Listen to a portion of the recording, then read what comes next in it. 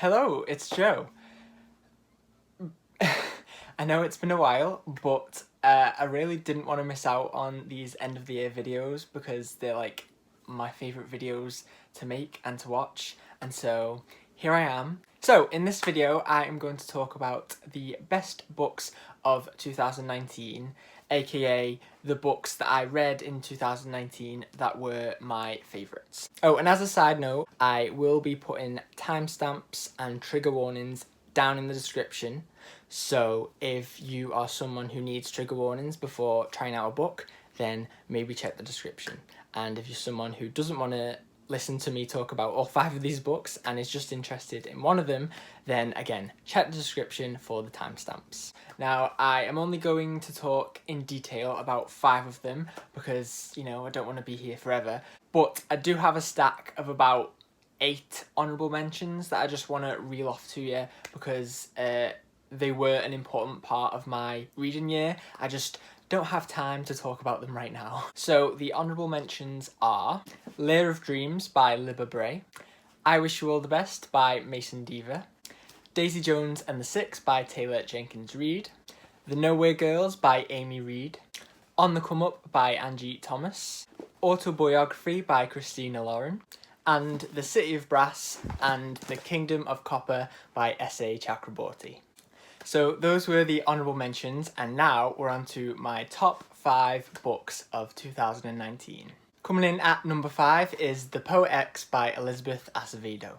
Written in verse, this is about a teenage girl named Xiomara who lives in a very strict household, a very religious household. It's a bit like, if you've seen the film Lady Bird, it's kind of like that, but amped up like 10 times more intense.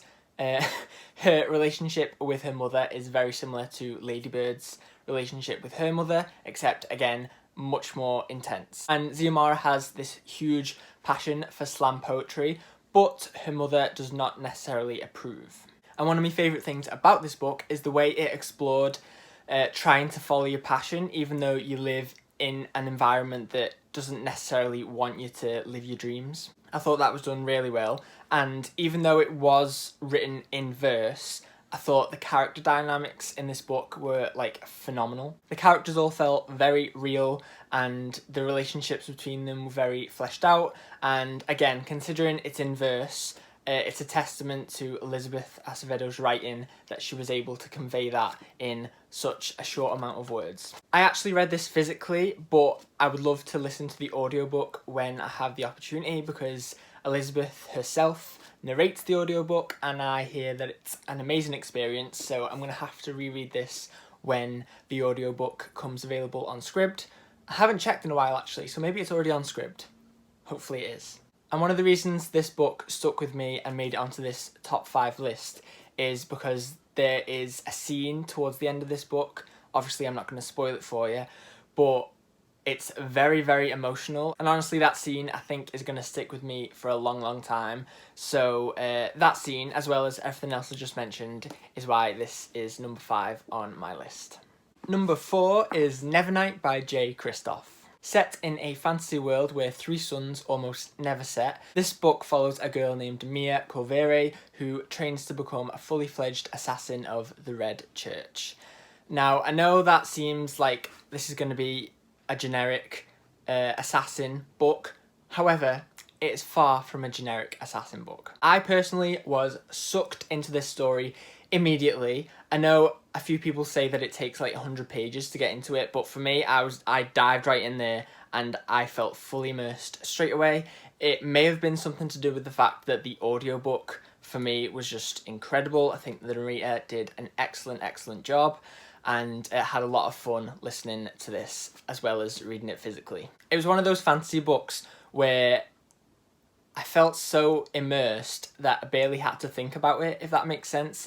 I just sort of experienced this book without having to think much. The writing style was dark and engaging, the characters were really, really well established, and the sex scenes were some of the best that I've ever read, although I'm not an expert on sex scenes in books. I don't tend to read a lot of them, not because I avoid them, just they simply don't appear in books that I pick up. However, the ones in this book were done really well in my opinion. And yeah, this book was just entertaining from start to finish, and I read for entertainment, so this book was just wonderful to me. And I'm actually planning to read God's Grave, which is the sequel to this book, with my friend Rhiannon from Crescent Moon Reads at the end of this month, so I am very, very excited. Coming in at number 3 is The Song of Achilles by Madeline Miller. This is a retelling of the Iliad, if you're familiar with that story. However, this is told from the perspective of Patroclus, who is Achilles' companion slash best friend slash lover type person, and I just adore Patroclus with all of my heart. He is probably the biggest reason why this book is so high on this list. He is honestly one of the best characters I've ever read about in my life. He's so strong, and his growth from beginning to end of this book was just a joy to read about. The romance between him and Achilles was truly everything. It developed quite slowly at first, and I would even go as far as to say that it is a slow burn romance, but it is all in this book, which is only like 400, not even that, 330 something pages long. So it's a slow burn as much as it can be in a book that short. And the build up to Patroclus and Achilles finally getting together was just incredible.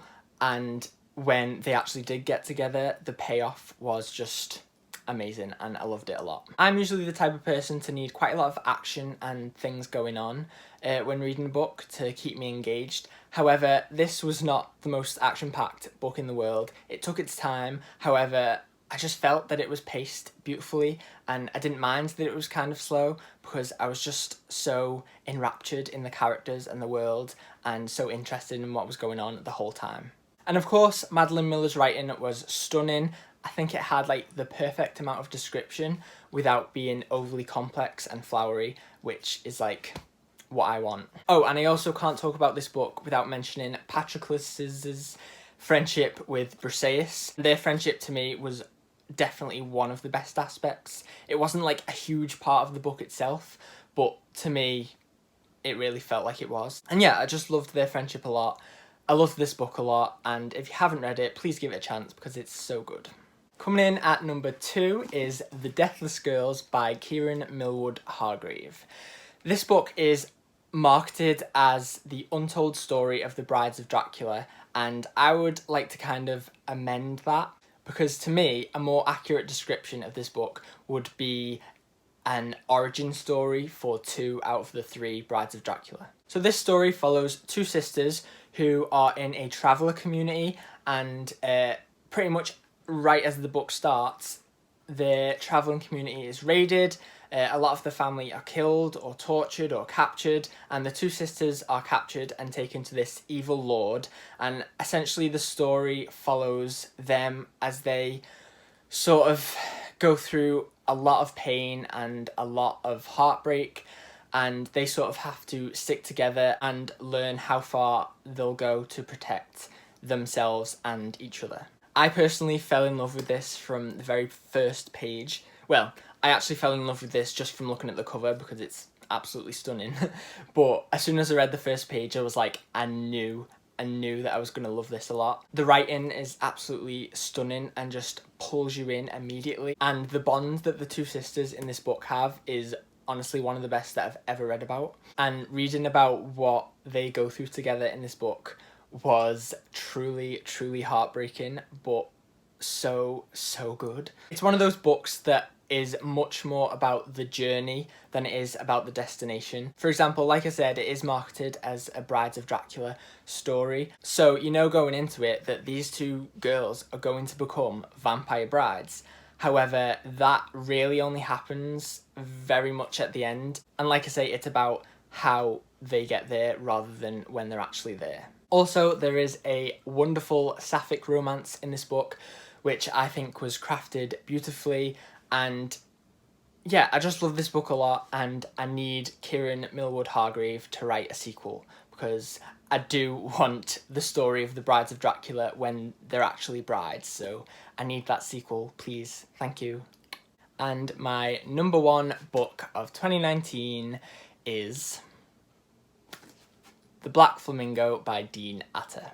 Written in verse, this follows the life of Michael from boyhood to university as he sort of discovers who he is and discovers the art of drag as a way of expressing himself. I bought this on a whim on a day trip down to London to visit some of my booktube friends. I'll put a picture here if I remember. And I literally just picked it up off the shelf because the cover was so beautiful, not knowing that this would end up my favourite read of the year. I read it all in one sitting because, like I said, it's written in verse, so it's a very quick read. And after I read it in one sitting, I let it mull over for like 5 days, and then I reread it again. And then I made a whole spoiler-free review of the book. So if you want like more detail than you're going to get in this video about my thoughts on this book, I will try and remember to link my review down in the description if you want to check that out. But if you don't want to watch that video, I will try and sum up my thoughts very concisely. Basically, the best part about this book, and the reason I love it so much, is because it is chock full to the brim of flawed, fleshed out characters that get a lot of growth from beginning to end of this book. Michael in particular, being the main character, watching his growth throughout this story was just incredible and affected me a lot, like emotionally. Like I was just rooting for him the whole time, and to see where he ends up at the end of this story just made me very, very happy. And also, I am no poetry expert by any means, but I did think the writing in this book was beautiful, and I'm very excited for Dean Atter to release more books in the future because I'll definitely be giving them a try. And yeah, if you haven't picked this book up already, please do because it's so good. I don't think it's out in America yet, so if you're watching this and you're from the US, I'm sorry. I think it does come out early this year, so hopefully you'll be getting it soon. But everyone else, please, please, please pick up this book and read it because you will not regret it. So those are my top 5 books of 2019. If you enjoyed this video, make sure to give it a like or a thumbs up. If you think you'll enjoy more of my videos, then make sure to subscribe below. All of my social media links will be down in the description if you want to check those out. But other than that, thank you so much for watching. I hope you're having an amazing day. Goodbye.